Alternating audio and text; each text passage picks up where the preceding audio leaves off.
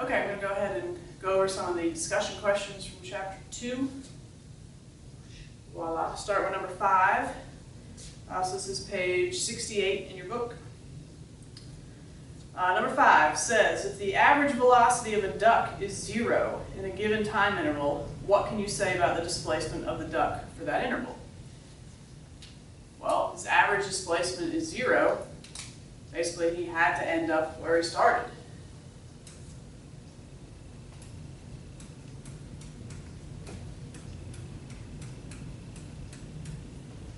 Displacement is final position minus initial position. These are vectors.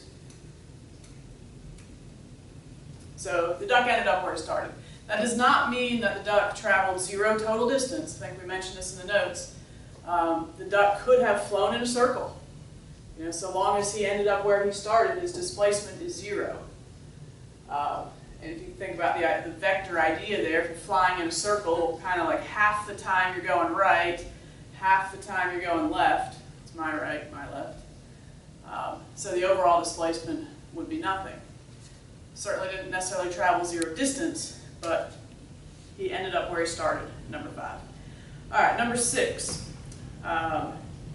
Velocity can be either positive or negative depending on the direction of the displacement.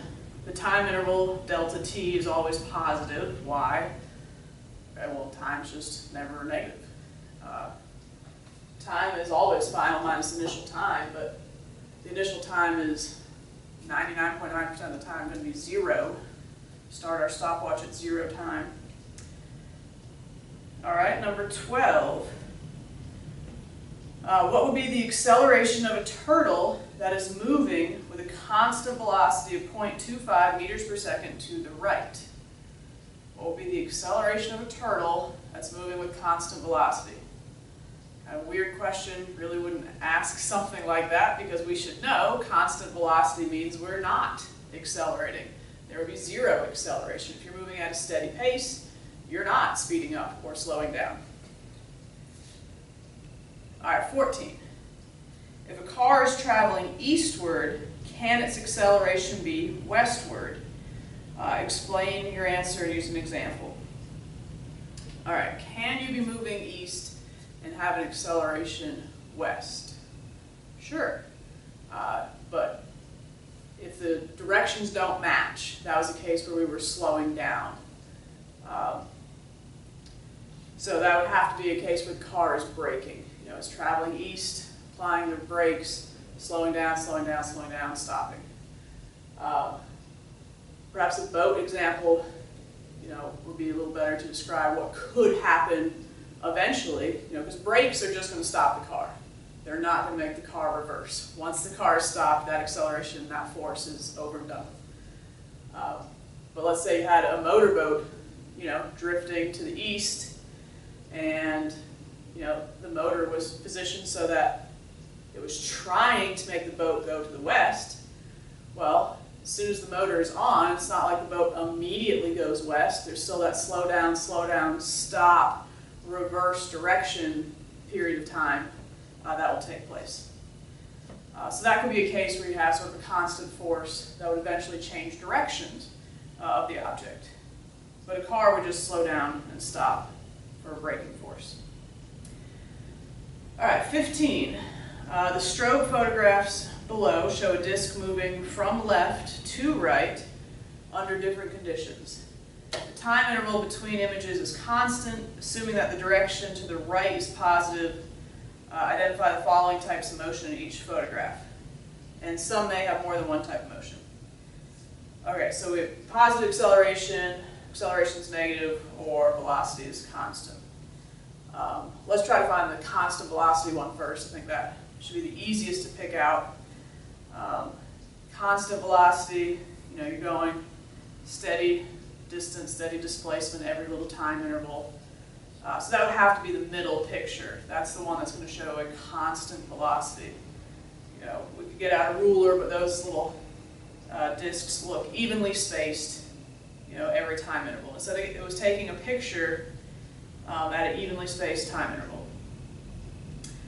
All right, the bottom picture, look at that one next, because that's at least one constant type of motion. The bottom picture, the disk spacing is getting farther and farther apart for each time interval. So for that to be true, it must be going faster and faster in each time interval.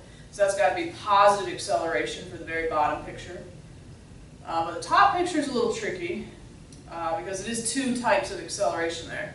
In the beginning, going from left to right, in the top picture, the disks get more and more spread out. But then at the very middle, and it's still moving to the right, now the disk is getting closer and closer together.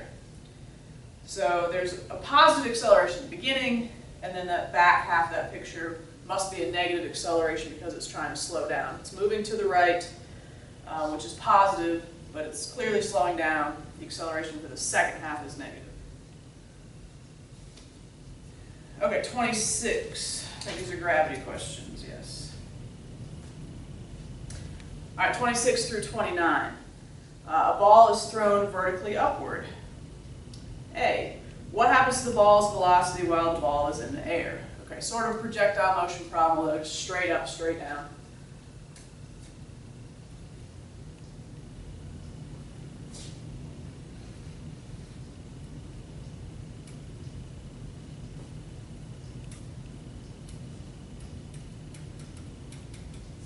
All right, so there's my ball. Imagine it's going straight up, straight down. What happens to the ball's velocity while it's in the air? Okay, we have the whole run through here. As soon as it is released, its velocity, of course, is still up, but decreasing. It's getting slower and slower and slower as it goes up. At the peak, the velocity is nothing, just for that instant. Then it will reverse direction, and its velocity will become faster and faster, greater and greater on the way down. All right, B. What is its velocity when it reaches its maximum altitude? Okay, well, at the peak, its velocity, again, for that instant, is 0. This is where it's changing directions. C. What is the acceleration when it reaches its maximum altitude? Okay, please pay attention to the wording there. Acceleration is a very different question than velocity.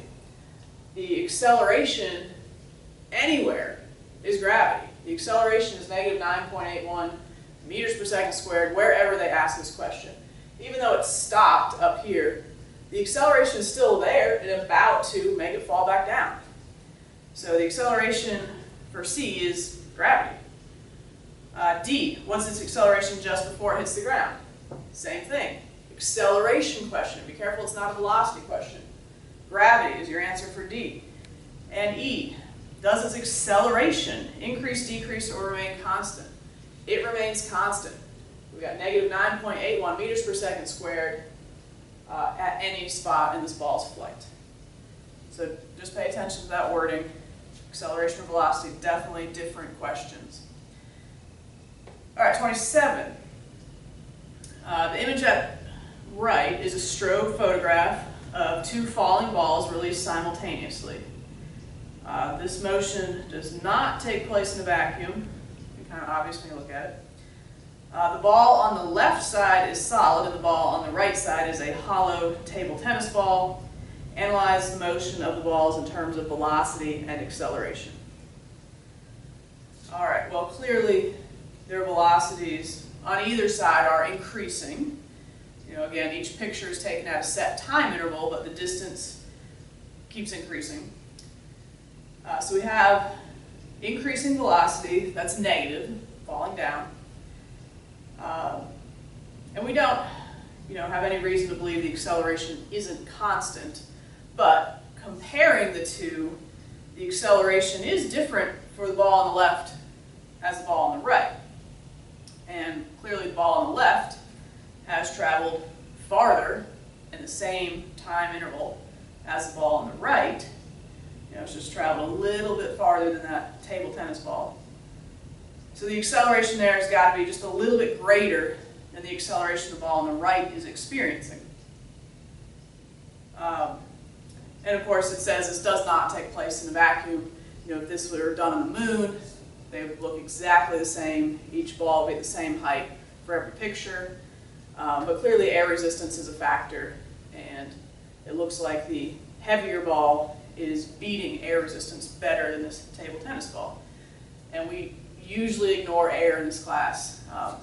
But surface area and weight are two factors that affect air resistance. So the weight simply of the heavier ball is beating that air resistance better. All right, 28. A juggler throws a bowling pin into the air with an initial velocity vi. Another juggler drops the pin at the same instant. Compare the accelerations of the two pins while they're in the air. Okay? Didn't ask about velocity. You might be assuming it is, but it said acceleration. So these are two things in midair. Natural acceleration is gravity. Doesn't matter that one guy threw it up and one guy dropped it. Gravity is affecting both of them. So they're the same acceleration of negative 9.81 meters per second squared down. All right, and last 29. A bouquet is thrown upward. Will the value for the bouquet's displacement be the same no matter where you place the origin of the coordinate system? Sure, we can prove that real quick. I'll just draw one flower.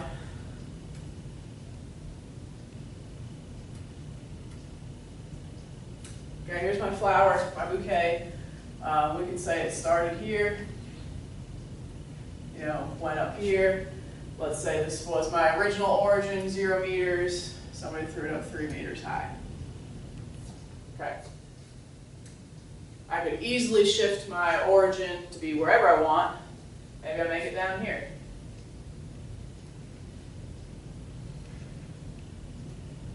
So maybe this is 0. This would be 1, 2, 3, 4 meters based off of this particular picture. My displacement is not 4 minus 0 because it still started here. But my displacement in this case, would be final 4 meters minus initial of 1 meter. 0, 1, 2, 3, 4. Not the best scale. But no, it does not matter where your origin is. That displacement, as soon as you do final minus initial, is going to be the same value. All right, B, will the value for the bouquet's velocity be the same? Sure. If the displacement's the same, then the velocity is the same because it goes from here to here, whether I'm measuring this with the red axis or the green axis, in the same amount of time. So displacement's the same, time's the same, displacement over time will be the same. C, will the value for the bouquet's acceleration be the same? Of course, and again, that's just gravity. It's midair, only natural force, acceleration acting on it is gravity. So negative 9.81 meters per second squared. Okay, that's some of the discussion questions from chapter 2.